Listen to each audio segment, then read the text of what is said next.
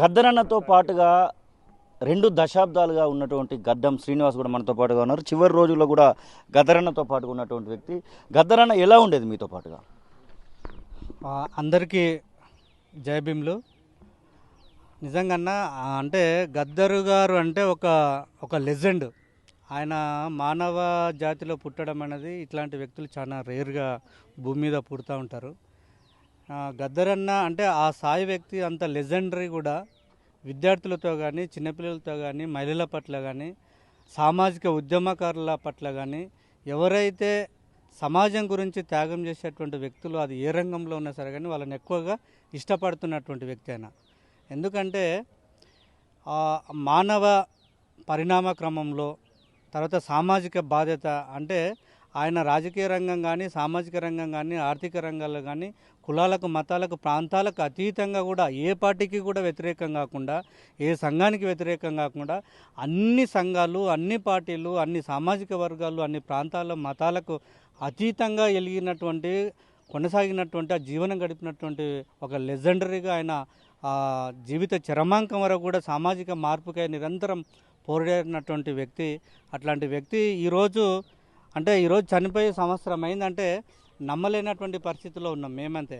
ఎందుకంటే నిజంగానే ఒక సంవత్సరం చూస్తున్నాగా గడిచిపోయిందా, చనిపోయిందా అనేటువంటి భ్రమలో ఇంకా ఉన్నాము. ఆయన ఎందుకంటే చావు పుట్టుకల మధ్య ఎప్పుడు చెప్తున్నాడు, అరే మనిషి పుట్టినాక గిట్టడం సహజము, కానీ చావు పుట్టుకల మధ్య వ్యక్తి యొక్క వ్యక్తిత్వం, ఆయన యొక్క నడవడిక, బాధ్యత ఎట్లా ఉంటుంది అనేది జీవిత యొక్క చరమాంకంలో కూడా ఆయన నిత్యం కూడా సమాజం హితం కోరి బతికినటువంటి వ్యక్తి.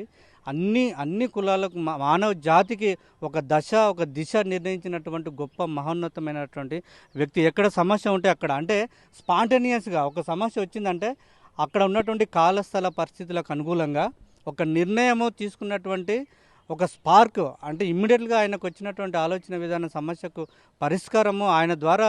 మేము తెలంగాణ ఉద్యమంలో కూడా ఉస్మానియా యూనివర్సిటీ వేదికగా ఎక్కడైతే తెలంగాణ ఉద్యమము ఆగిపోయింది ఇక ఖమ్మంలో అమ్మబడ్డదన్నటువంటి సందర్భంలో కూడా తెలంగాణ ఉద్యమాన్ని తిరిగి మళ్ళీ ప్రజల్లో నిలబెట్టి విద్యార్థులకు అప్పచెప్పి ఒక విజయ తీరాలకు తెలంగాణ రాష్ట్ర సాధన అయ్యేంత వరకు కూడా నిరంతరము ఉద్యమంలో నిలిపినటువంటి వ్యక్తి. ఆయన సూచనల ద్వారా, ఆయన సలహాల ద్వారా మేము ఉద్యమంలో నిలబడ్డాం, కొట్లాడినాం. తెలంగాణ రాష్ట్రాన్ని ఆయన ద్వారానే సాధించుకున్నాము. ఒక పొడుస్తున్న పొద్దు మీద నడుస్తున్న కాలమా అన్నటువంటి పాట రూపకంగా మళ్ళీ ఒక స్తబ్దంగా ఉన్నటువంటి తెలంగాణ ఉద్యమాన్ని ఉవ్వెత్తున మళ్ళీ లేపినటువంటి చరిత్ర కలిగినటువంటి అంటే ఆయన పాటను ఎందుకు ఎన్నుకున్నాడు అంటే చాలా రకాల వ్యక్తులు రాయగలుగుతారు, చెప్పగలుగుతారు, తర్వాత తిరగగలుగుతారు, చేస్తారు. కానీ